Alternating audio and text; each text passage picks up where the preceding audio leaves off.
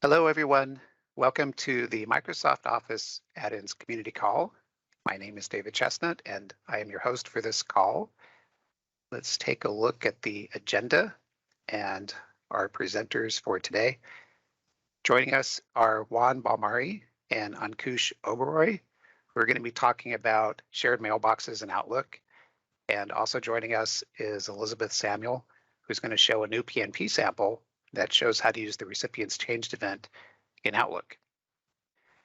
If there's any questions we don't get to today, we post a blog summary of the call in the next week or two. So keep an eye out for that if there's anything you want to follow up on from the questions. So with that said, let's go ahead and jump into our first presentation from Juan and Ankush. Okay, let's get started. All right. Thank you very much. Hello, everyone. Thank you very much for coming to our community call. This time around, I'm going to be talking a little bit about shared mailboxes in Outlook. First of all, I want to give you some context of this and why I feel it's needed to have this conversation. First of all, long time ago, like 2 years ago, in Build, I know there was in Ignite 2018, we actually announced the Mailbox 1.8 release of the Outlook JavaScript API. And as part of that release, we announced support for shared folders back then, in 1.8. Basically, we were supporting, I think we were clear, but we didn't pass the message clearly to our community. What we claimed to support back then was that we support shared folders and delegate scenarios. So a few people understood that there were shared mailbox support as well. So the first thing that I want to clarify is that there are two different things in Outlook, very different actually, that have similar names. So one thing is to have a shared mailbox, and another different thing is to have a shared folder. Just for you who probably don't know about this difference, basically a shared folder or a delegate access, it's the scenario where someone wants to explicitly share access to his or her folders with someone else. Like, for example, I want to give access to somebody to be scheduling, appointments on my behalf, or I have an assistant and I want to give him or her access to my personal mailbox, right? So that's basically what we announced supporting. Very different scenario here is shared mailbox. So shared mailbox are shared mailbox that are set up by an admin, and basically the typical scenario is this is multiple people accessing the same mailbox. Why? Because you have probably a sales account at your organization, and you have a pool of people who are responding to the emails that show up in that mailbox, right? So it's very different. So share mailbox at that point we weren't supporting it, and so many people were trying it and were not successful to some degree using it, or we're confused about if we support it or not. So today I want to set the record straight on what we support, and you probably have good news for everybody here. So, in the shared mailbox context, basically what I'm going to tell you today is that we support shared mailboxes in preview starting today, right? That you can actually give it a try. And when people create shared mailboxes, and we've had talk probably with some of you in the call about this, and with many customers. There are a few design considerations. So the typical way that you create a shared mailbox in Exchange, the admin goes, and by default, what happens is that you create a shared mailbox in what we call an auto mapping mode. And what that means is that basically, there you go. So this is I am right now in Exchange administration in the new UI. And if you see in the groups category, I have a shared mailbox here. So this is where an Exchange administrator actually creates and configures shared mailboxes. So if I go inside of this guy, I can see that the basics of the shared mailboxes, including who has access to it, what are the users that I can actually include to access this shared mailbox. And basically, when I add members here, what happens is that By default, it's automapping equals true. So basically, those users, when they start Outlook, they're basically just gonna have access to the shared mailbox, and it's gonna be looking like a separate mailbox in their Outlook UI, right? Unfortunately, for whatever reason, Outlook is not loading right now for me for these profiles, and I cannot show you. I want to show a demo here, but I can't today. But it basically just shows up. Now, one downside of auto mapping is that it uses the same size limit of the user's profile mailbox. So basically, your OST file that I think has a limit of around 50 gigabytes of memory, the shared mailbox space, it's going to be also eating from that size allocation you have for your storage. So, and many people don't like this, no, because usually shared mailboxes, use a lot of space, and they get a lot of communication here, right? So the alternative to this is to create a shared mailbox with auto mapping false, auto mapping turned off. So basically, admin, and there's kind of an obscure way to do this. It's not supported in the UI in Exchange. By the way, if you want to do it, I have a link here that you can show you how to do it. But basically, and then the auto mapping is not going to work. So when you start Outlook, the auto mapping is not going to work. I was going to show you here. As you can see, I have a shared mailbox here, sales, right? And it just show up. This has the auto mapping option turned on. And as you can see, it just shows up in my list of mailboxes in Outlook. And again, bear with me because Outlook is kind of buggy this morning, but this is a shared mailbox. Okay, so when auto mapping is false, the user has to manually mount the mailbox. So it will not happen automatically when you start Outlook, but you have to go follow a procedure. I sent a link here on how to create it. Now, the good news is that what we are announcing today on this call is that please try it. So it's I think we have Ankush who's on the call today helped to validate that the shared mailbox scenarios are working both for auto mapping or non-auto mapping cases.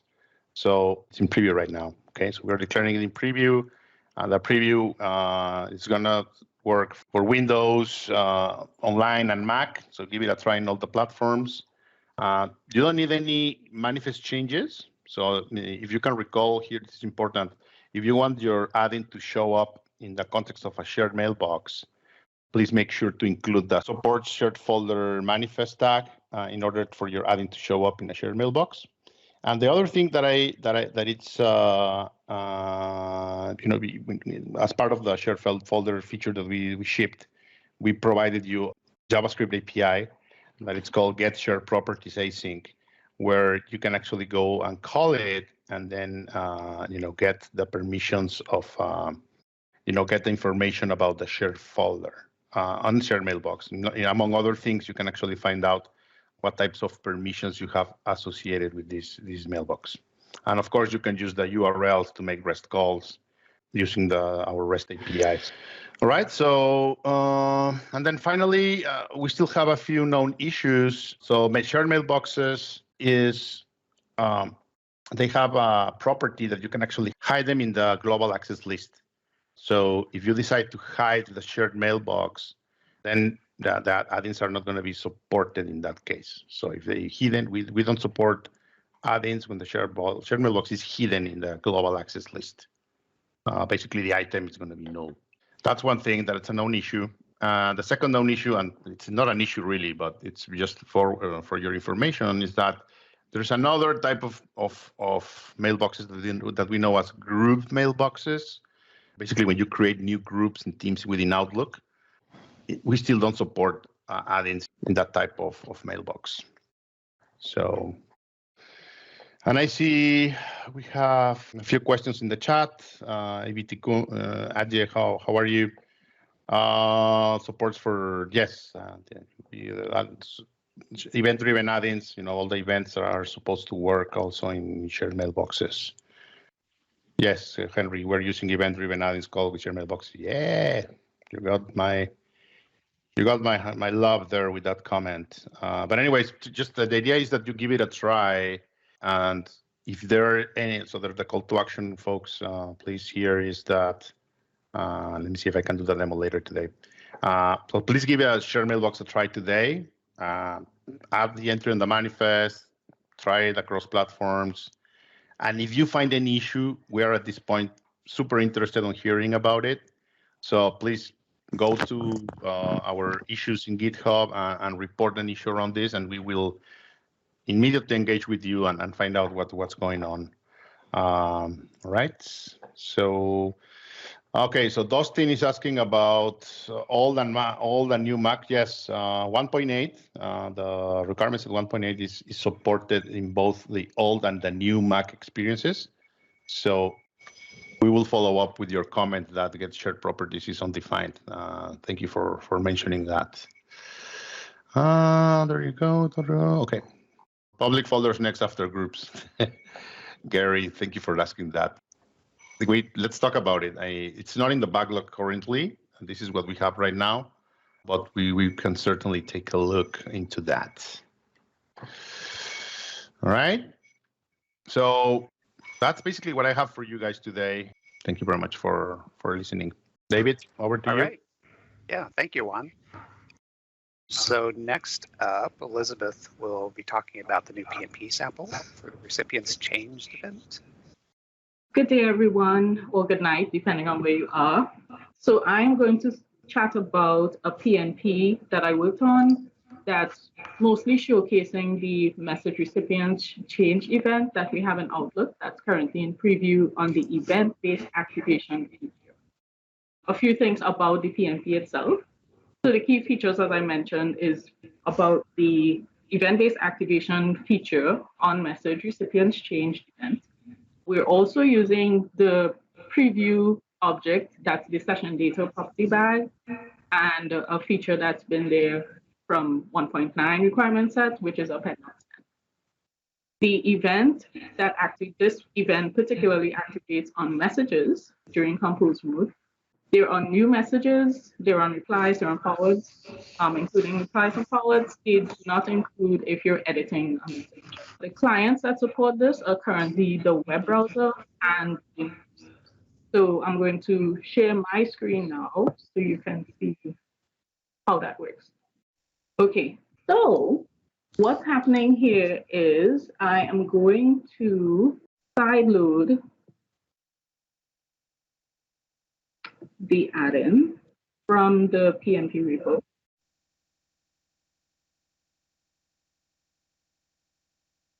Okay, add from URL. And this is directly from the raw URL on the repo. Okay.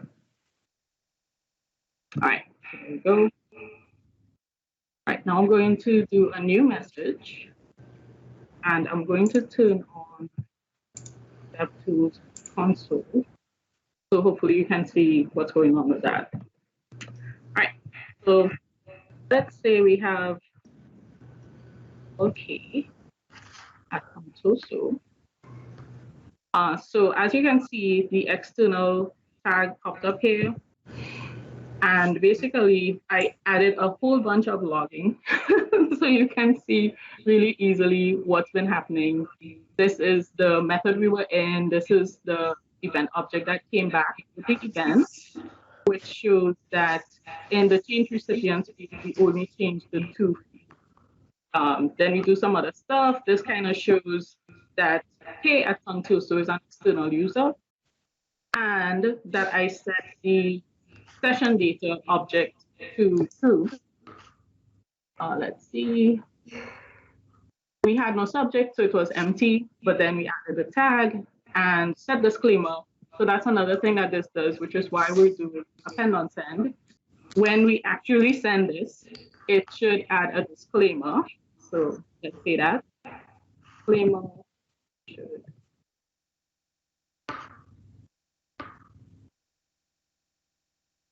All right. Now let's remove key. And what we should see is that external goes away from the subject.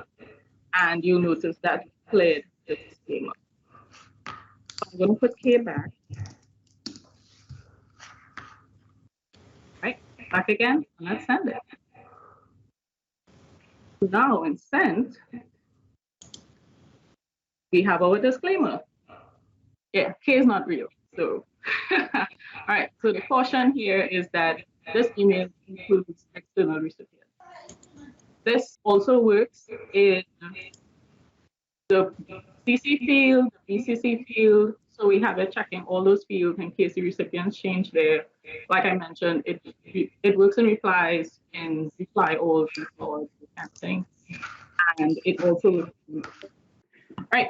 So it does work in Windows. So please do try it out. So now what I'm going to do is switch to Visual Studio Code so you can see what the code looks like. Okay, so in the manifest, there are certain key things that you need to include. For example, you need to include this runtimes node here and define the HTML file, the location that's going to be used by OA or Outlook on the web. And the override is the JavaScript link, the link to the JavaScript file that will be used in Outlook on Windows. So that's defined later on in the URL section. So you'll see WebView runtime URL is the HTML and the JS one is the JS one. You also need to define the launch event that you're supporting. So as I mentioned, in this case, we're supporting or handling the on-message recipients change handler. The name of the function in the file is called this tag external. And so now I'm going to switch. And then of course here we have the extended permission for append on send because we're using that as well. So in commands.html, this is used by Outlook on the web. And you'll notice here that we're using the beta version of Office.js because these events, the support for this event is not yet in the production JS. And this points to the command.js. So Windows directly comes here and OA ends up having it go through the HTML. So we have an associate statement here that then says, okay, from the manifest, this was what we called it. You do not have to call it the same thing. You could call it something else, but this is the association we're making here in the JavaScript file. So now I'll go back up to the top, and here is our handler.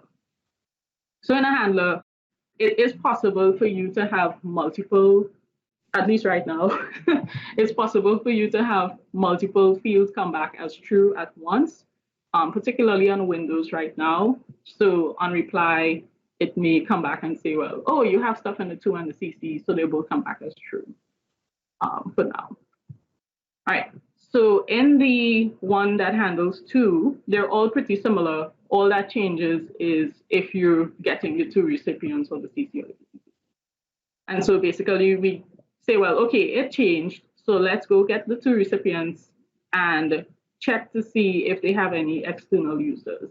For the purpose of this PNP and to keep it a little simpler, I'm only checking if the recipient type is actually tagged as external user, but depending on how you're implementing it, you may actually want to check for your domain or some other criteria to determine if a user is external to your organization or not.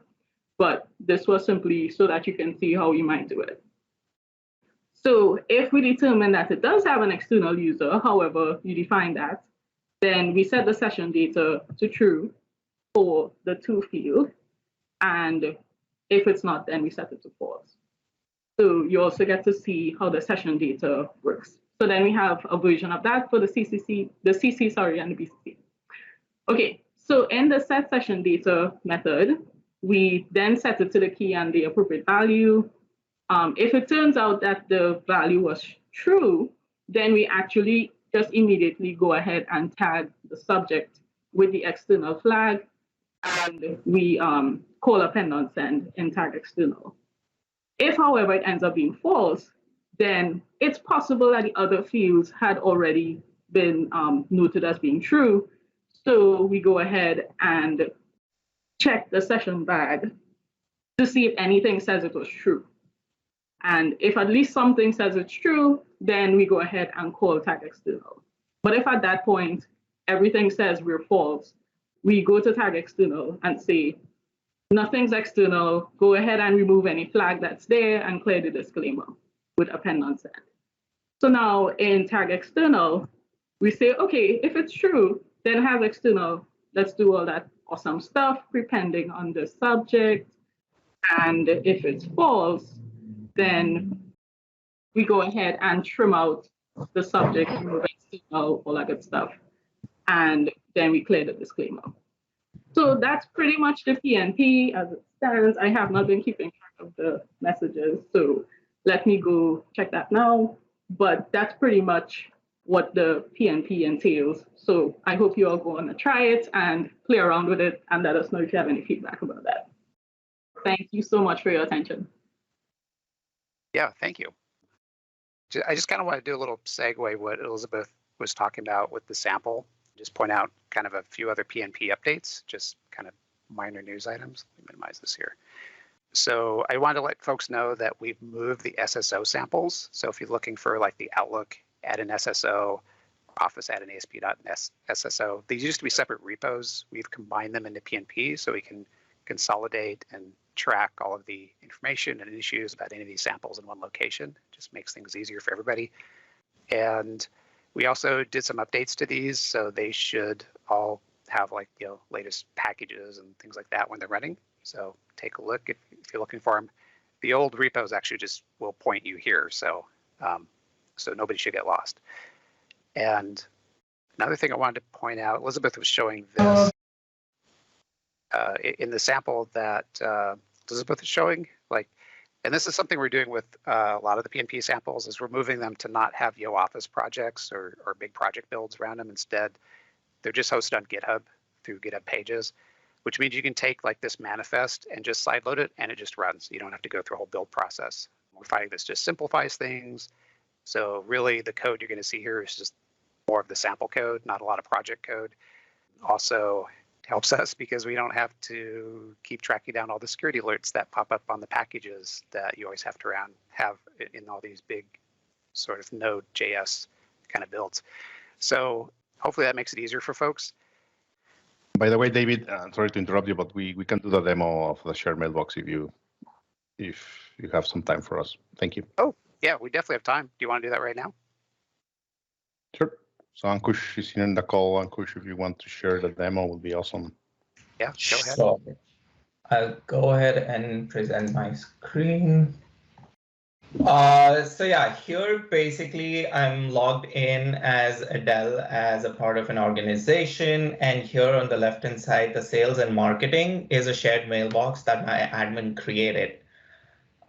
This shared mailbox that was created has the default auto mapping set to true. So what that basically means is once I have been granted permissions to the shared mailbox, after a couple of hours when the permissions trickle down, as soon as I reboot Outlook, this shared mailbox is automatically visible. As an end user, I didn't have to physically go into file options or what have you to add the shared mailbox. I also have ScriptLab installed for my own profile. So here I'm currently looking at an email that was sent to me. So as was the case with shared folders, if I go ahead, run the delegate sample from ScriptLab, and just do a simple get shared properties async, which is what this does, is I get an error message that you need to try the sample on a shared item. Now, similarly, if I run the same test against an email on the shared mailbox that I was granted access to, since this is considered a shared item, as was the case with shared folders, I'm able to get the shared properties with who the owner of the item is, what's the target REST URL, and the target mailbox that I need to point to in order to construct the REST URL, make the REST calls if I want to have any REST APIs. And here I'm going to run the whole operation, which would basically get a callback token with is REST marked as true, construct the full URL to get to this item ID, and return the whole item as an object. So here, as we can see, this call completely succeeded. So in terms of functionality, it should behave the same way as shared folders has been supported up until now. That being said, one caveat though is for the case when auto mapping is off, the shared mailbox will not be automatically loaded in your mailbox. The only supported way today in Outlook to mount a shared mailbox is actually going into File, your account settings. This is your main profile. You hit Change, More Settings, Advanced, and Add.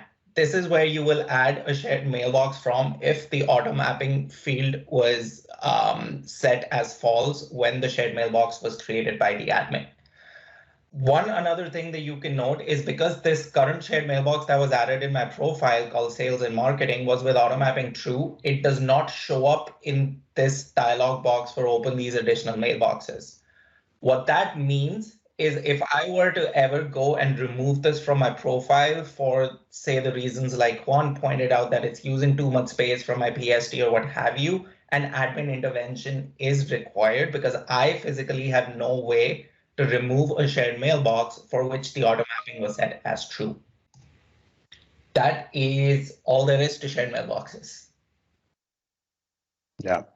Thank you very much, Ankush. Hopefully folks try it and let us know how it is working for you. That's it regarding shared mailboxes. Thank you very much, Ankush, for showing the demo. Back to you, David. Cool. Thank you very much for that. So I just wanted to do our community spotlight and send out a thank you to folks that have been helping in community. So a thank you to James Wayne, who presented last month on our community call, showing the Exclaimer Outlook add-in that they put together that works with Signature. I put the link here to the YouTube video. We recorded that and put it out there if you want to check it out in case you missed it. Take a look. And then I want to go through some Q&A that came up. So these are questions that were submitted through our Office add-ins form.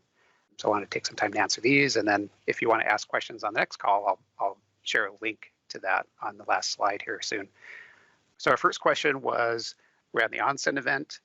I was asking, can some additional handling be added around failure cases for an add-in that uses the OnSend event? We have a scenario where if an OnSend add-in failed due to a service outage, for example, the host for the service went down temporarily, users would be unable to send emails unless an admin did a company-wide deactivation of the add-in. It'd be helpful to let end users still send their emails if the OnSend add-in has failed to load or thrown an unhandled exception. So that's by design for the OnSend event, as it was designed a couple years ago as part of the 1.8 requirement set. So the good news is the team is working on enabling a new flavor of the event that will deal with the add-in unavailable cases, and we're working to get this in a preview soon. So just keep an eye out on some future community calls for more info on that. A couple more questions. They came in. We had a lot of Outlook questions coming in. So this next question is also Outlook. At the moment on the iOS and Android platforms, you only support Outlook API 1.5. Do you think we'll see support for 1.6 before 2022?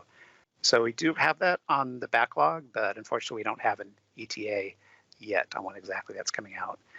Also, Outlook Mobile still does not support compose mode add-ins or the OnSend event. After many years of community requests to do so, it was a highly requested feature in the user voice system.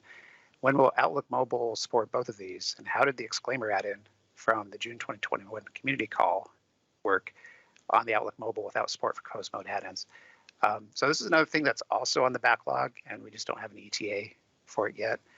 With regard to the Exclaimer demo, I have to go back and look. I don't remember if they were showing this running on Outlook Mobile. If they were, we could try to follow up and find out if they had some kind of workaround. No, I can tell you that there was some work they were doing on the back end. It's not anything working there. Oh, okay. Yeah. Okay. Sorry to chime in, but just to clarify that. That's helpful. Thank you, Juan. And then finally, there's a question on if there's a way to write a CSV file to the local computer where the add-in is running. So basically ideas like you're in Excel and you want to save some data to a CSV file from your add-in. This, as far as I know, this isn't possible because Office add-ins run in a browser runtime.